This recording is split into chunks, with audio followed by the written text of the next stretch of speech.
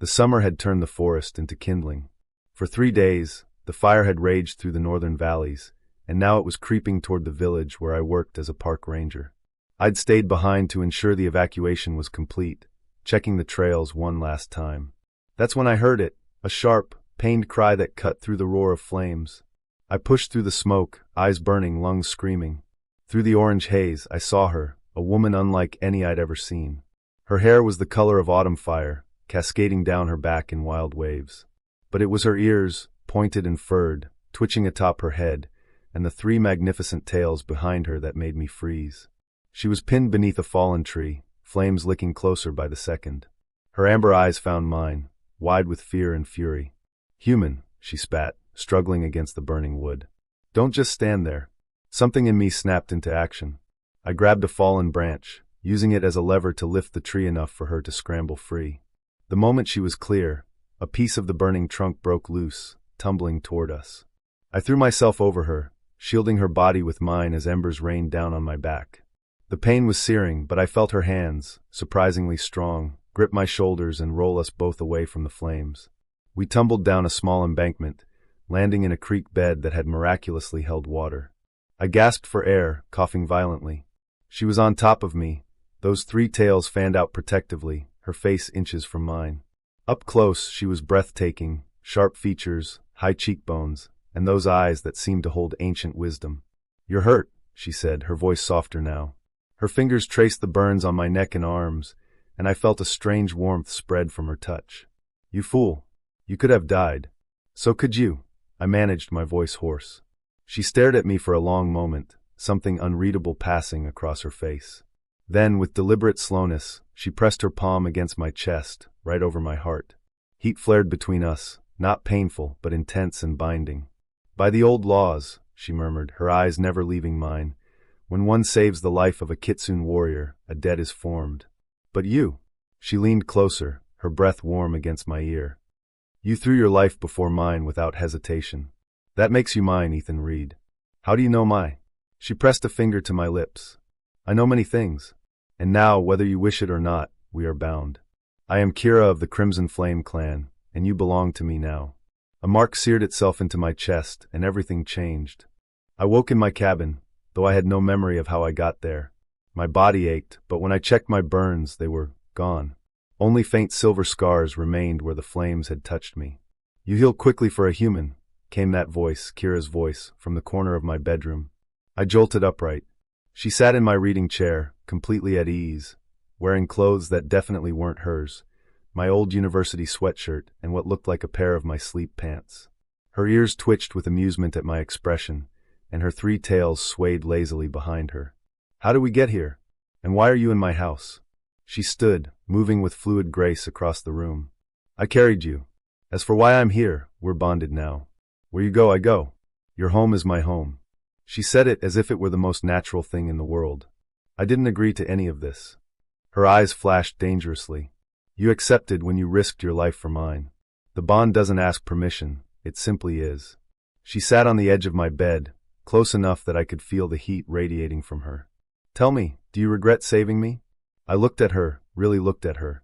Despite the insanity of the situation, despite the magical mark burning on my chest, I couldn't honestly say I regretted it. "No," I admitted quietly. Something in her expression softened. She reached out, her fingers tracing the silver scars on my shoulder. "These marks, they're beautiful. They prove your courage." Her touch sent shivers through me. "Among my kind, such scars are sacred. You wear them well." The air between us grew thick with tension. Her hand lingered on my skin, and I found myself leaning into her touch. "Kira, what exactly does this bond mean?" She smiled, a slow, knowing smile that made my heart race. "It means many things. Protection, loyalty, connection." Her fingers moved to trace the mark on my chest through my shirt. "It also means I feel what you feel. Your heart is racing right now, Ethan. Are you afraid of me?" "No," I whispered and realized it was true. I wasn't afraid. I was drawn to her in a way that defied logic. "Good," she murmured, moving closer until her lips were a breath from mine. "Because I protect what's mine. And you, Ethan Reed, are very much mine." She kissed me then, fierce and possessive, claiming me just as surely as the mark on my chest had. I responded without thinking, my hands finding her waist, pulling her closer. She made a sound low in her throat, pleased, and her tails wrapped around us both. When we finally broke apart, both breathing hard, she smiled against my lips. This is only the beginning.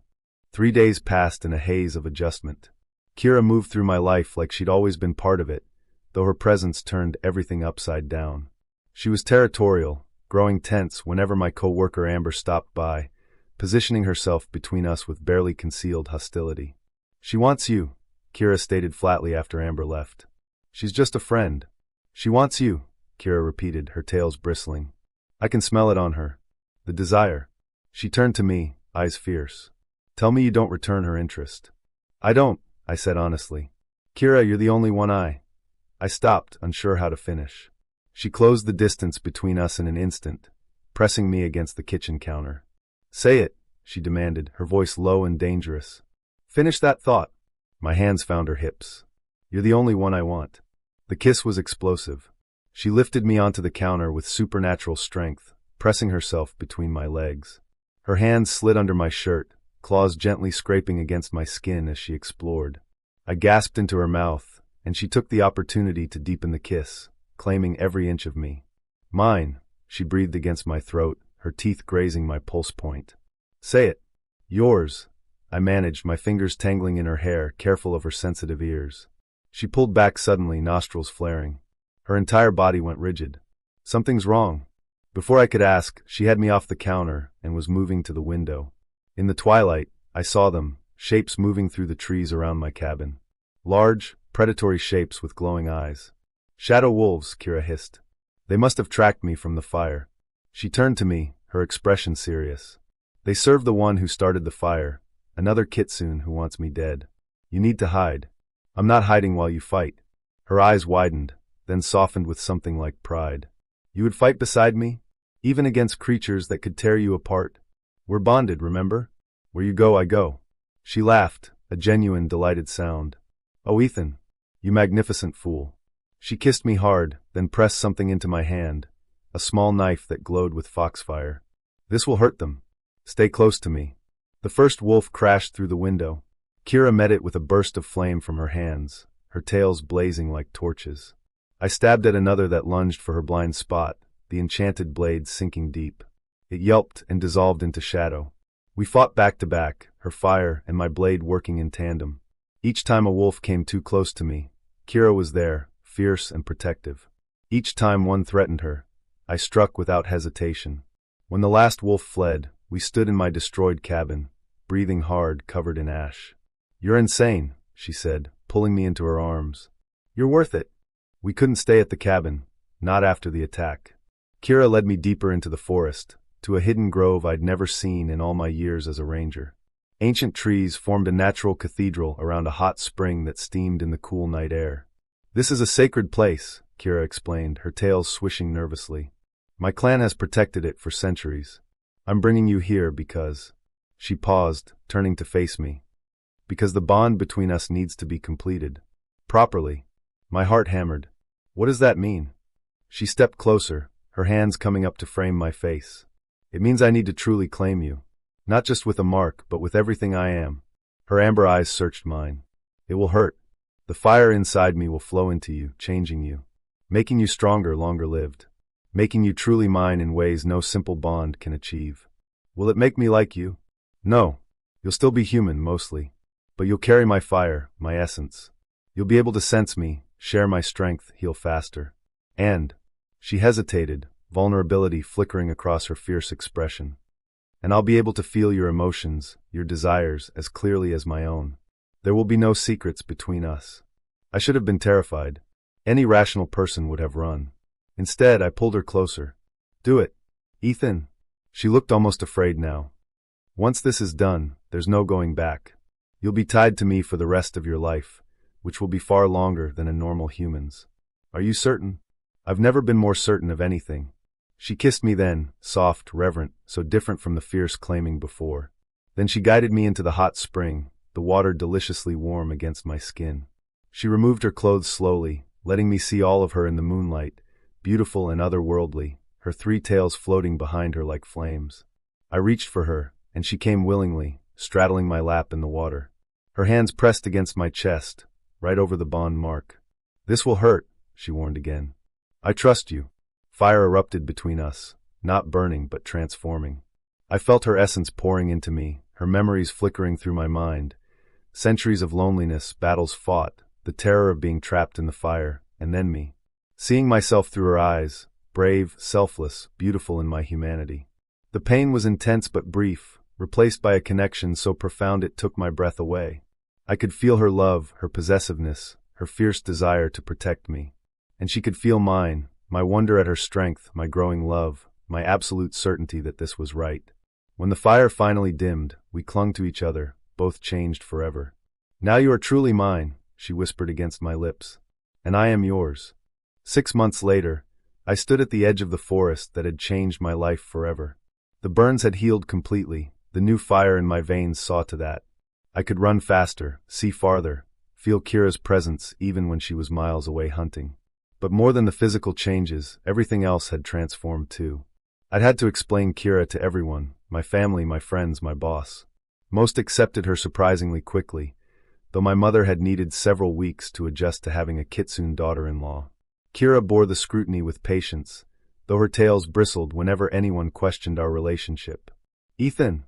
Her voice rang through our bond before I heard her physically.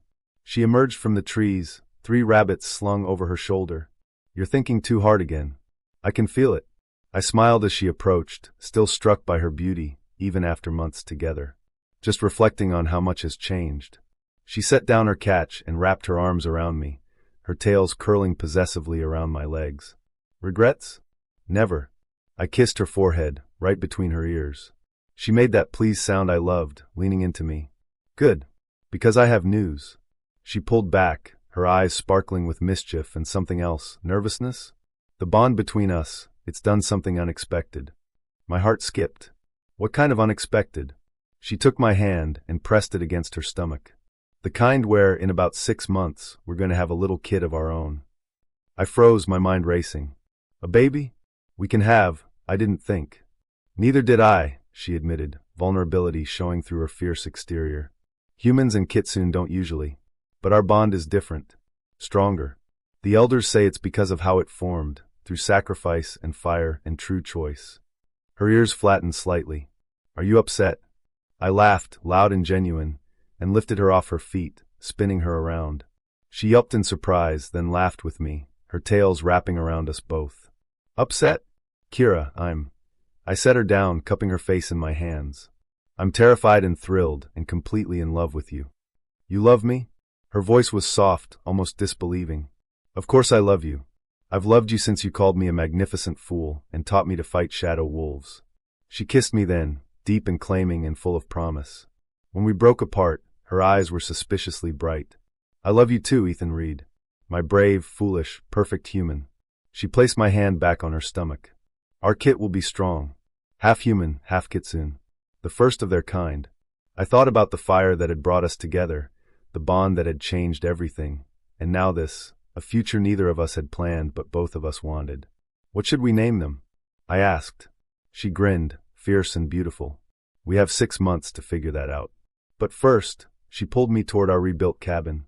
"First, I want to show my mate exactly how grateful I am that he saved my life that day." Her tails blazed with foxfire, and I followed her home into forever.